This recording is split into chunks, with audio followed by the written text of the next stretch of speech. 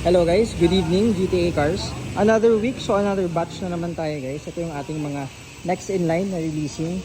Puro EcoSport to, may mga iba tayong Fiesta doon, nandun pa sa ating showroom. So nakapila po yan. So ito yung ating trend na 2015 EcoSport automatic.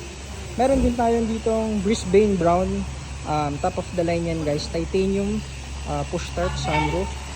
And itong ating 2017 na EcoSport trend variant automatic din. So ayan, sinisimulan na po ang ating mga units. So syempre pila-pila yan. Ito yung ating mga next batch ng releasing guys. So ayan, patapos na po yan. Lahat po ito dumaan sa ating SOP.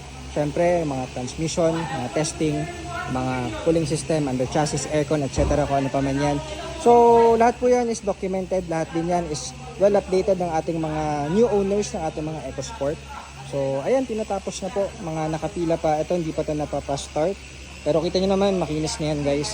Wala pang 3-step detail yan. So nauna kasing ipasok tong ating red na EcoSport, kaya yun yung inuuna. So alam nyo naman dito maraming pinagdadaanan, kaya pila-pila po yan. Kaya ito guys, so ayan yung blue din, next in line natin yan. And ito pogi black edition. So dami naghahanap natin ng Brisbane Brown, and pati yun yung red.